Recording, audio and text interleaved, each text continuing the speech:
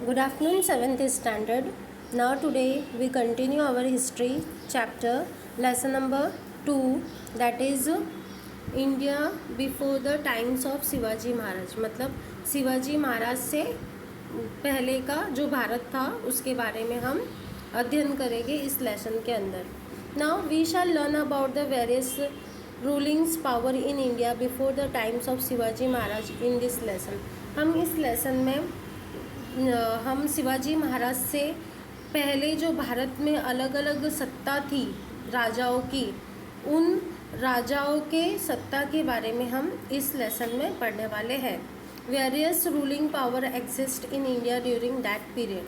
Means इस कालखंड में भारत में विभिन्न राज संस्थाएँ अस्तित्व में आई थी. Now Pal in the 18th century was a famous dynasty in Bengal. Means 8वीं शताब्दी में बंगाल में पाल एक विख्यात राजवंश था. डायनेसिटी मीन्स राजवंश. In central India the Gujarat Pratihara power spread up to Andhra, Kalinga, Vardh, west Kathiawar, Kannauj and Gujarat. Means मध्य भारत में गुज्जर प्रतिहार सत्ताओं ने आंध्र प्रदेश, कलिंग और विदर्भ और वेस्ट काठियावाड़ और कन्नौज और गुजरात तक का इनका जो सत्ता का विस्तार था. राजा जो थे ये गुज्जर प्रतिहार जो राजा का सत्ता थी वो इन देशों में उस समय बहुत ही फैला हुआ था. Among the Rajput dynasties in north India the Gahwal and the Parmar dynasty were the important ones. Means उत्तर भारत के राजपूत वंशों में गहड़वाल वंश, परमार वंश महत्वपूर्ण थे. राजपूतों में चौहान वंश का पृथ्वीराज चौहान पराक्रमी शासक था. Now among Rajput Prithviraj Chauhan belonging to the Chauhan dynasty was a valiant king. Valiant king means पराक्रमी शासक था. In the first war at Tarain Prithviraj Chauhan had defeated Muhammad Ghori, but Muhammad Ghori defeated Prithviraj Chauhan in the second war at Tarain. Means Tarain नामक स्थान पर हुए प्रथम युद्ध में पृथ्वीराज चौहान ने मोहम्मद गौरी को पराजित किया, हरा दिया. लेकिन तराई में हुई दूसरे युद्ध में मोहम्मद गौरी ने पृथ्वीराज चौहान को हरा दिया. Okay. Now Rajaraja I and Rajendra I belonging to Chola dynasty in Tamil Nadu were immediate ruler. The Cholas conquered the Maldives, Iceland and Sri Lanka using their naval strength.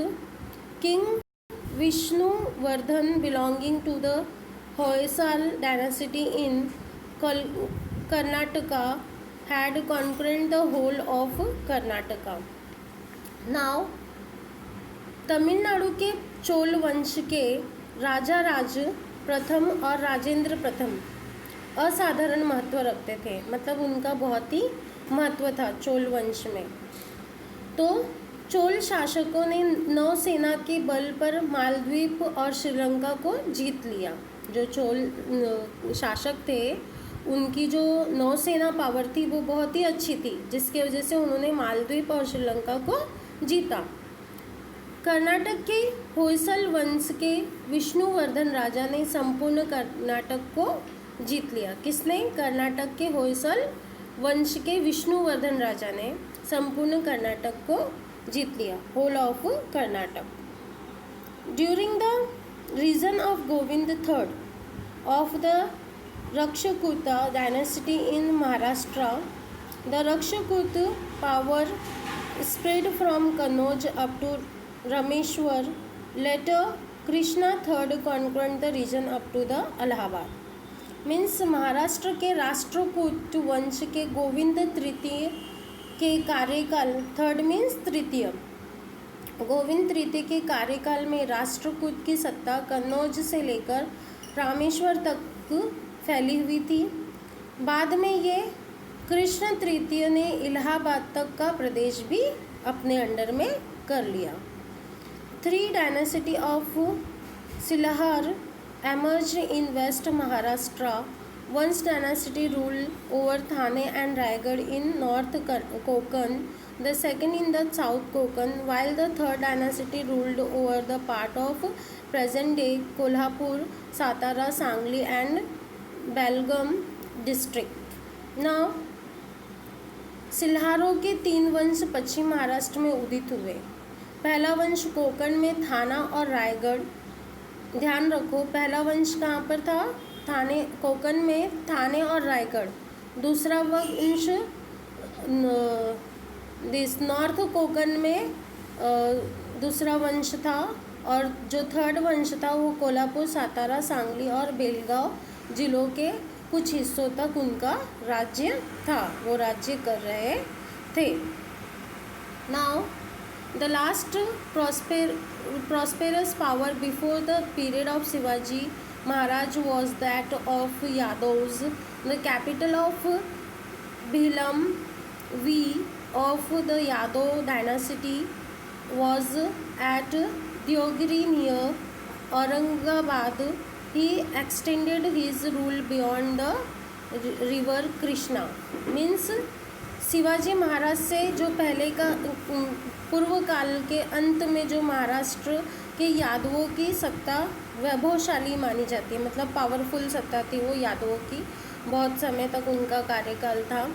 और यादव वंश का जो शासक था भिल्लम पंचम की राजधानी जो थी औरंगाबाद के समीप देवनगरी में थी।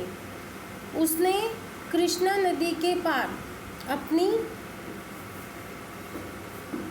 सत्ता का विस्तार किया।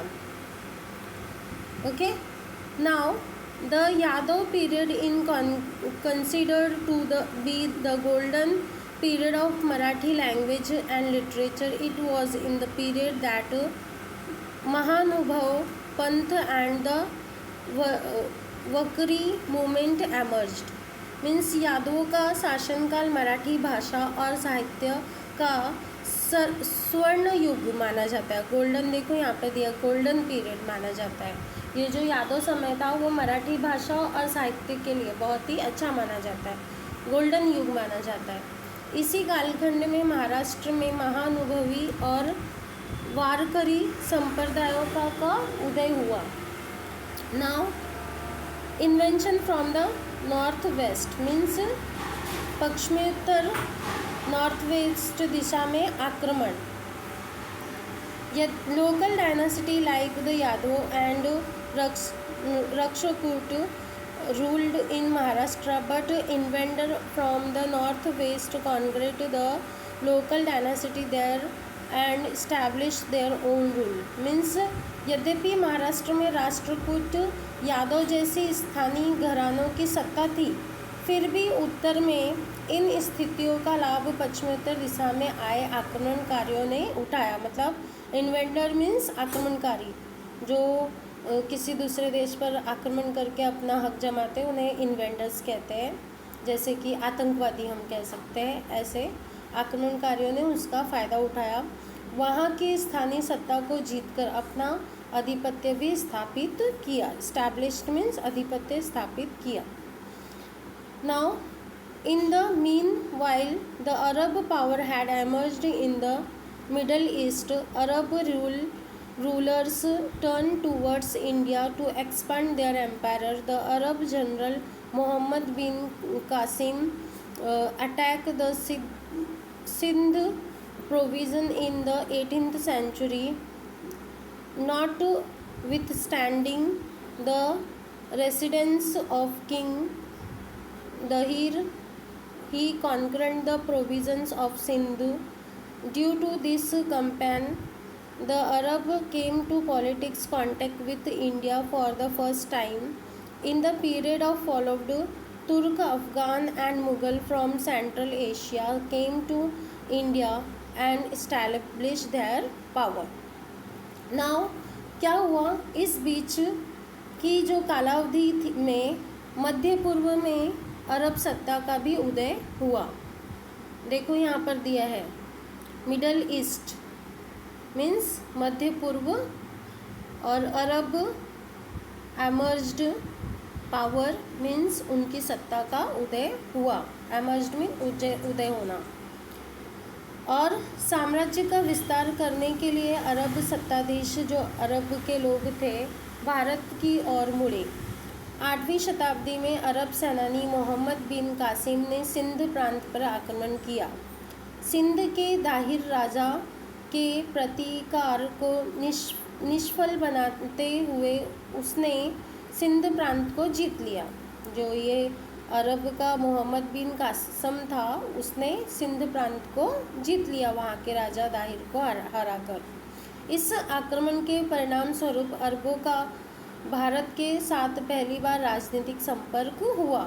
कालांतर में मध्य एशिया के तुर्की, अफगानी और मुगल भारत में आए और उन्होंने अपनी सत्ता स्थापित कर ली. Now in the 11th century, that is CE, the Turk began to invade India, expanded their territory. They reached the northwestern frontier of India. Sultan Muhammad of Ghazni invaded India many times. He plundered the rich temple at Mathura, Vrindavan, Kannauj and Somnath and carried away enormous wealth with him. Means 11वीं शताब्दी 11th century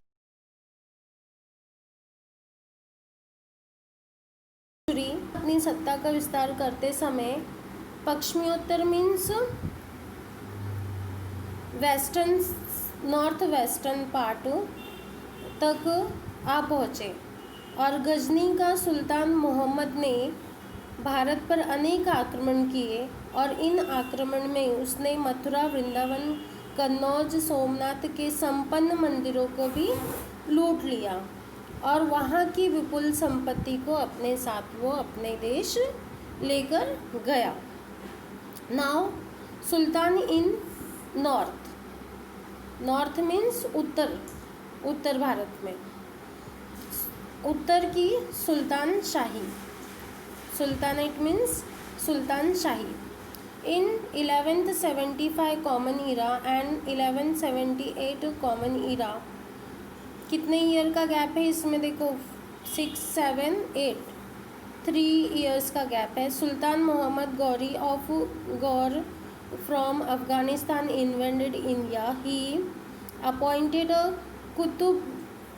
Kutubuddin Aibak to look after the governance of congruent territory in India. Later, after the death Muhammad Ghori in 1206 Common Era, Aibak began to rule the Indian territory. Under his rules, independence Aibak, who was initially a slave, became the rule of Delhi. He died in 1210 Common Era. Now Isvi San, CE means Isvi San, that is Common Era. 1175 और 1178 में अफ़गानिस्तान के गौर के सुल्तान मोहम्मद गौरी ने भारत पर आक्रमण किया. भारत में जीते हुए प्रदेशों को प्रशासन चलाने के लिए उसने कुतुबुद्दीन ऐबक को नियुक्त किया, बुलाया और ईस्वी सन 1206 में मोहम्मद गौरी की मृत्यु हो गई, जिसके बाद कुतुबुद्दीन ऐबक ने अपने अधिकार भारत पर जो जीता था देश वहाँ पर उसने अपना आधिपत्य दिखाया, वहाँ अपना शासन चलाने लगा. ऐबक जो था एक गुलाम था। ये कुतुब इसका मोहम्मद सुल्तान मोहम्मद गौरी का वो एक गुलाम था। फिर भी उसने दिल्ली पर अपना सुल्तान बनाए रखा। बाद में उसकी भी मृत्यु कितनी डेथ हो गई उसकी 1210 में उसकी भी डेथ हो गई। नाउ आफ्टर कुतुबुद्दीन ऐबक, अल्तमश, रज़िया, बलबन, अलाउद्दीन खिलजी, मोहम्मद तुगलक, फिरोज़ तुगलक, इब्राहिम लोदी आदि सुल्तानों ने भारत पर शासन किया। Now over Sultan ruled over the India. Now Ibrahim Lodi was the last sultan. He made many enemies because of his peculiar temperament. Daulat Khan Lodi, governor of Punjab, invaded Babur, the ruler of Kabul, to fight against Ibrahim Lodi. Babur defeated Ibrahim Lodi in the battle, and thus the sultan came to end. Means Ibrahim Lodi अंतिम सुल्तान था। उसके स्वभाव में अनेक दोष थे। देखो यहाँ पे लिखा हुआ है हिज पेक्युलर टेम्परमेंट, मीन्स उसके स्वभाव में काफ़ी सारे दोष थे। फलतः जिसकी वजह से उसके अनगिनत एनिमीज थे, शत्रु थे। पंजाब के सूबेदार दौलत खान लोदी ने काबुल में के मुग़ल सत्ताधीश बाबर को इब्राहिम लोदी के विरुद्ध युद्ध के लिए आमंत्रित किया और इस युद्ध में बाबर ने इब्राहिम लोदी को हरा दिया और इसी के साथ वो सुल्तान शाही का भी अंत हो गया। Now the kingdom of Vijayanagar. Vijayanagar राज्य के बारे में हम अब देखते हैं।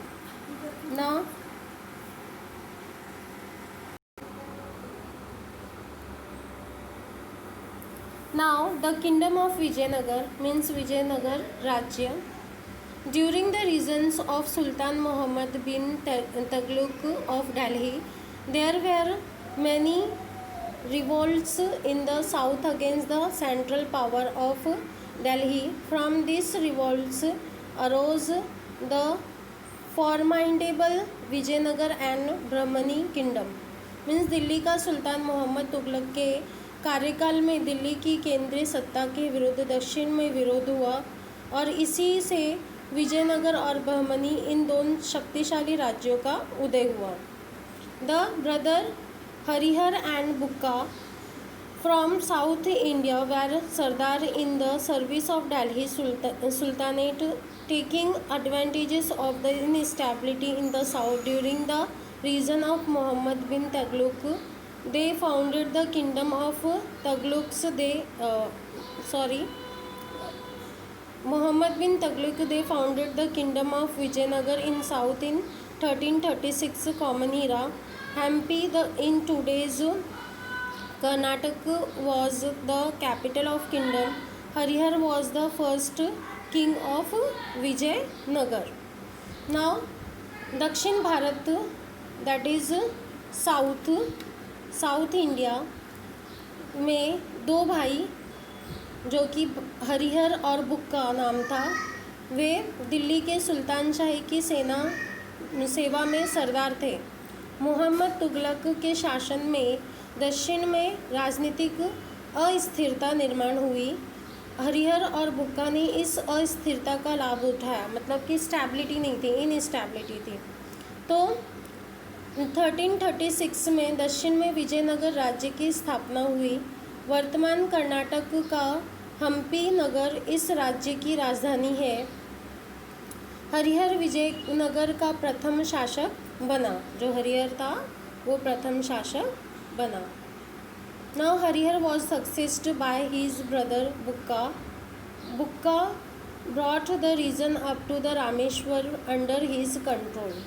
मीन्स हरिहर के बाद में उसका भाई बुक्का सत्तासीन हुआ, मतलब उस राज करने लगा। रामेश्वर तक के प्रदेश को बुक्का ने अपने आधिपत्य बना लिया, अपने अंडर कंट्रोल में कर लिया। ओके, नाउ कृष्ण देवराय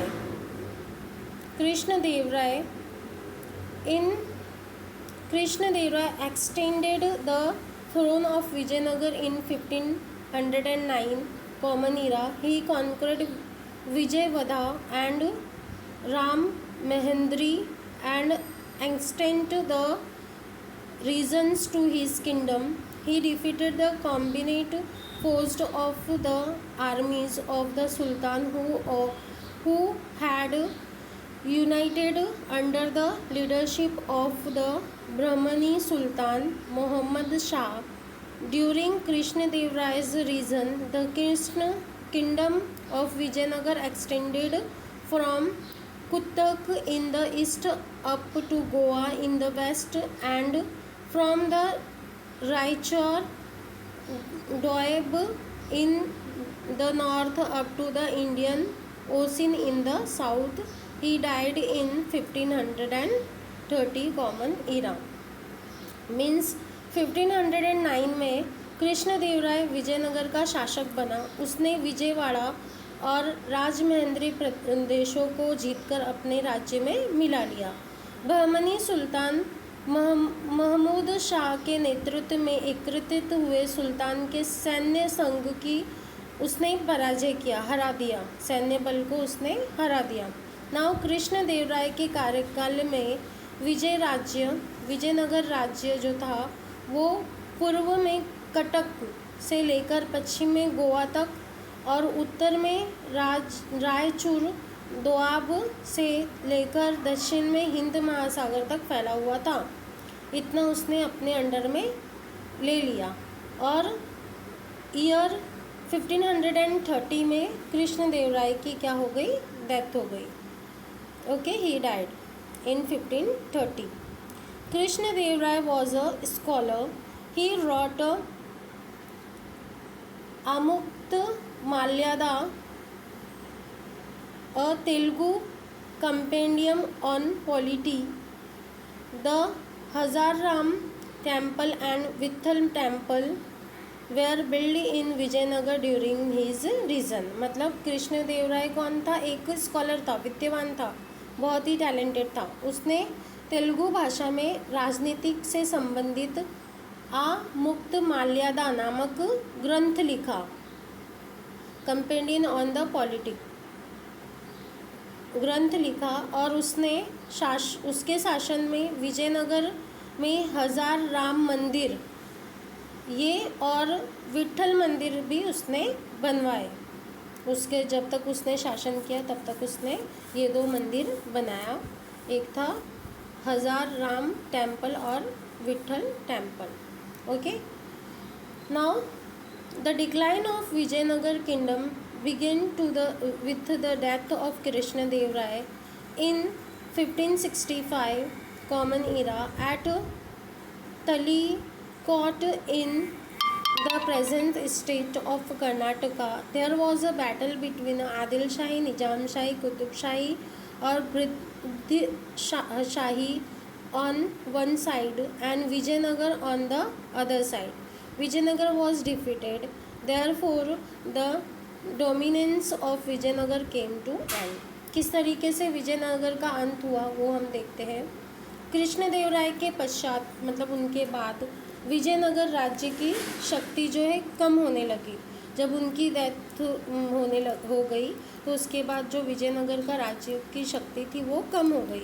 वर्तमान में ये कर्नाटक राज्य के तालीकोट में एक और आदिल शाही, निजाम शाही, कुतुब शाही, बरीद शाही और दूसरी और विजयनगर का शासक राम राय के बीच 1516 कॉमन ईरा में युद्ध हुआ और इस युद्ध में विजयनगर पराजय हो गया, हार गया और इसके बाद विजयनगर का राज्य जो था वो समाप्त हो गया, ख़त्म हो गया, came to and.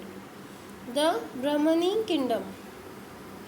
Now Brahmani kingdom means Brahmani राज्य।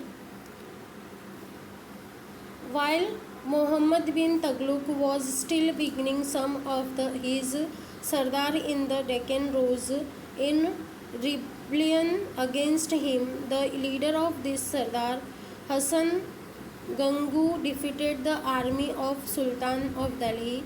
A new kingdom known as the Bahmani kingdom came into the existence in 1347 Common Era.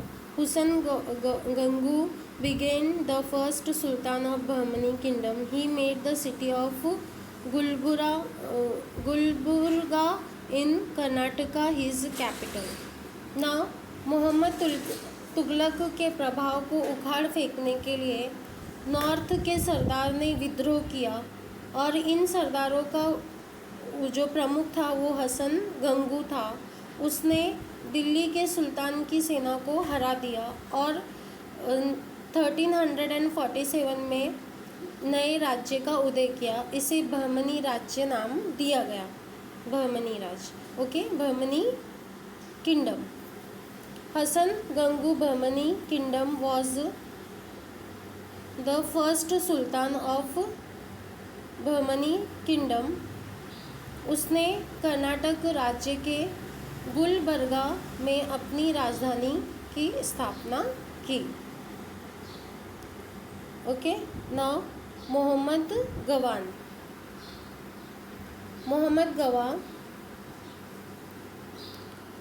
Muhammad Gawan was a chief wazir of Bahmani kingdom.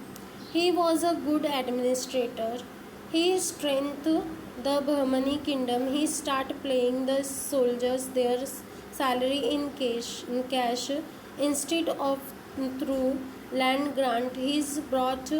He brought discipline in the army. He introduced many reform in the land revenue system.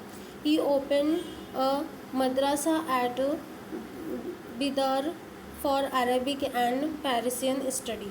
Means Mohammad Gawan के पश्चात बहमनी सरदारों में मोहम्मद गवान बहमनी राज्य का प्रथम वज़ीर और वज़ीर मीन्स राजा और उत्तम प्रशासक बना। बहुत ही अच्छे प्रशासन करने वाला एक राजा था मोहम्मद गवान।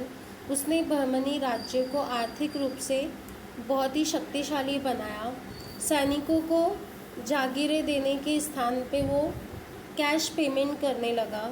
सैनिकों को, सोल्जर्स को उसने अपने जो आर्मी ऑफिसर्स थे उनमें अनुशासन, एक डिसिप्लिन बनाया और भू राजस्व प्रणाली में सुधार लाया।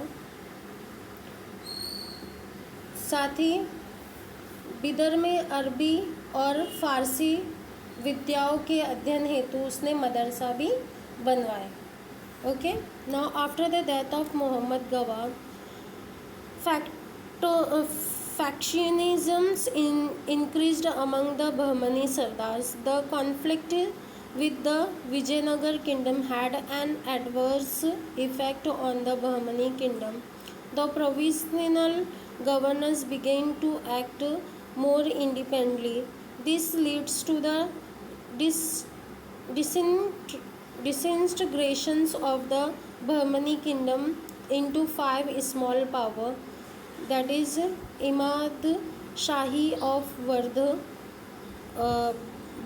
Barid Shahi of Bidar, Adil Shahi of Bijapur, Nizam Shahi of Ahmednagar and Qutub Shahi of Golconda. Means Mohammed Gawan के पश्चात बहमनी सरदारों में गुटबंदी बढ़ने लगी। विजयनगर और बहमनी किंगडम के बीच में चलने वाला संघर्ष बहमनी राज्य पर प्रतिकूल परिणाम हुआ, मतलब कि कुछ अच्छा इफेक्ट नहीं हुआ उस पर। लड़ाई के वजह से उनमें बुरा इफेक्ट उनके राज्य पर दिखाई देने लगा।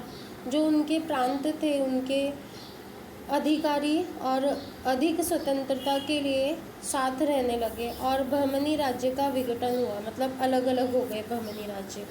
बहमनी राज्य के वराड मतलब बरार की इमाद शाही और बिदर की बरीद शाही और बीजापुर की आदिल शाही और अहमदनगर की निजाम शाही और गोलकुंडा की कुतुब शाही, ये 5 खंड ऐसे जो बहमनी किंगडम था वो ऐसे 5 खंड में, मतलब अलग अलग खंड में डिवाइड हो गया।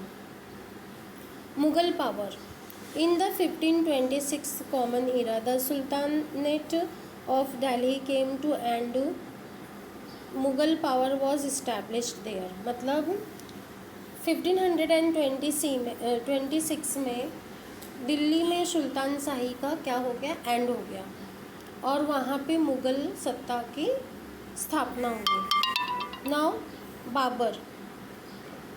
Babar was the founder of Mughal power. He was the king of Fergana in Central Asia in today's Uzbekistan. He had heard of the wealth in India, so he planned an invention of India। मतलब बाबर जो था वो मुग़ल सत्ता का स्थापक था, मतलब बनाने वाला, मुग़ल सत्ता को उसी ने बनाया था। वह एक मध्य एशिया का, हम एशिया में रहते हैं, पर एशिया के जो मिडल भाग में जो उज़्बेकिस्तान था वहाँ का वो फरगना राज्य का शासक था, वहाँ का वो राजा था। नाउ भारत की संपदा और संपत्ति का वर्णन उसने सुना, और ये सुनकर वो भारत पर आक्रमण करने की योजना उसने बनाई और भारत में एंट्री ली। Now the reigning sultan of Delhi at the time of Ibrahim Lodi, Daulat Khan Lodi was the governor of Punjab under the Sultanate. The relationship between the Ibrahim Lodi and Daulat Khan Lodi was strained. Daulat Khan Lodi invented Babur to march on India. Taking this opportunity, Babur invented India to repel Babur invention. Ibrahim Lodi started with his army. There was a battle between the Ibrahim Lodi and Babur on 21st April 1526 at Panipat. In this battle, Babur made use of an artillery effective for the first time in India. He defeated Ibrahim Lodi armies. This known as the first battle of Panipat। मतलब उस समय दिल्ली में इब्राहिम लोदी की सुल्तान थी और वह वहाँ का प्रशासन चलाने वाला राजा था, इब्राहिम लोदी। नाउ सुल्तान शाही के अंतर्गत पंजाब प्रदेश में दौलत खान लोदी प्रमुख अधिकारी था, लेकिन इब्राहिम लोदी और दौलत खान लोदी के संबंध जो थे, संघर्ष प्रारंभ हुआ। उन दोनों का संबंध अच्छा नहीं था, तो उन दोनों के बीच में संघर्ष शुरू हो गया, लड़ाई शुरू हो गई। दौलत खान ने बाबर को भारत पर आक्रमण करने के लिए आमंत्रित किया। ध्यान रखो, दौलत खान ने बाबर को बुलाया था। इस अवसर का लाभ उठाते ही बाबर भारत पर आक्रमण करने के लिए तैयार हो गया और आ गया भारत। बाबर के आक्रमण का प्रतिकार करने के लिए इब्राहिम लोदी ने अपनी सेना को लेकर चल पड़ा। इब्राहिम लोदी भी लड़ने के लिए तैयार हो गया। नाउ 21 अप्रैल 1526 को पानीपत में उसका बाबर के साथ युद्ध हुआ, और इस युद्ध में बाबर ने भारत में पहली बार तोपखाने का प्रभावी उपयोग भी किया, और उसने इब्राहिम लोदी की सेना को हरा दिया, और यह युद्ध पानीपत का प्रथम युद्ध था, जो कि किसके बीच लड़ा गया, इब्राहिम लोदी और बाबर और दौलत खान के बीच लड़ा गया। After the battle of Panipat, Rana Sanga of Mewar brought all Rajput king together. There was a battle between Babur and Rana Sanga at Khanua. Babur's artillery and reserved force played a key role in this battle, and Rana Sanga armies was defeated. Babur died in 1530 common era। Now इस युद्ध के बाद मेवाड़, मतलब first Panipat का युद्ध हुआ, उसके बाद में मेवाड़ के राणा सांगा ने राजपूत राजाओं को एकत्रित किया, और बाबर और राणा सांगा के बीच खानुआ नामक स्थान पर युद्ध हुआ और इस युद्ध में बाबर के तोपखानों और आरक्षित सेनाओं ने प्रभावशाली कार्य किया और राणा सांगा की सेना हार गई। पर 1530 में बाबर की मृत्यु हो गई। 1530 को ही died. Now do you know after Babur Humayun and from Humayun extended the throne, he was defeated by Sher Shah. Sher Shah established the Saur dynasty on the throne of Delhi. After Humayun, Akbar extended the throne. There was a battle between Akbar and Haimu at Panipat in 1556. This is the second battle of Panipat. Akbar's ambitions was to bring the whole of India under his one central authority. After Akbar Jahangir became the emperor during this his reign, his wife Noor Jahan played an active role in administration. Jahangir was followed by the Shah Jahan as the emperor. The next emperor after Shah Jahan, Aurangzeb, resigned for a very long time. After his death, the Mughal empire became weak. Now, क्या तुम जानते हो बाबर के बाद हुमायूं जो कि 1530 से 1590 और 39 और 1555 से 1556 तक गद्दी पर बैठा था। हुमायूं के कार्यकाल में शेर शाह ने उसको पराजित किया, हराया हुमायूं को और दिल्ली के सिंहासन पर सूर वंश की स्थापना की।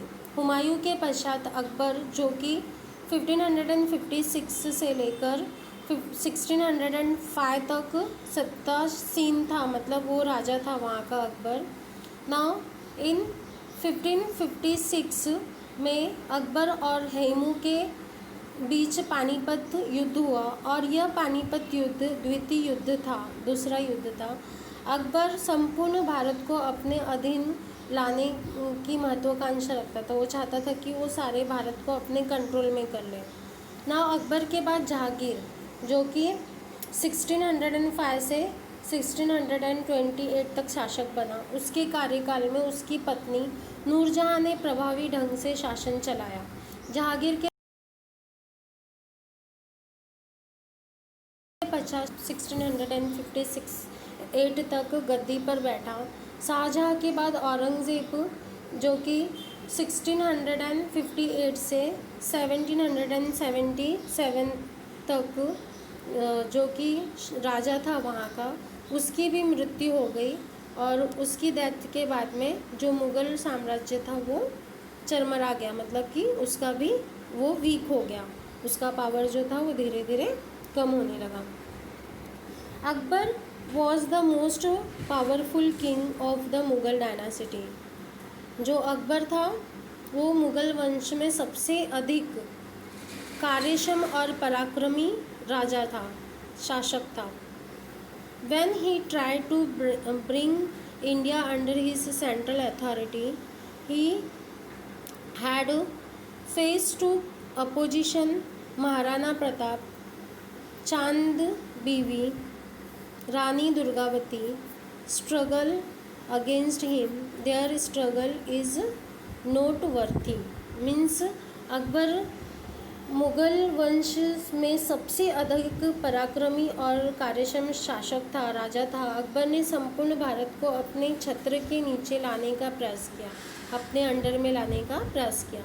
इस प्रयास में उसका विद्रोह हुआ महाराणा प्रताप से, चांद बीबी से, रानी दुर्गावती और द्वारा अकबर के विरुद्ध किया गया संघर्ष बहुत ही उल्लेखनीय है। नॉर्थवर्ती मतलब बहुत ही उल्लेखनीय, बहुत ही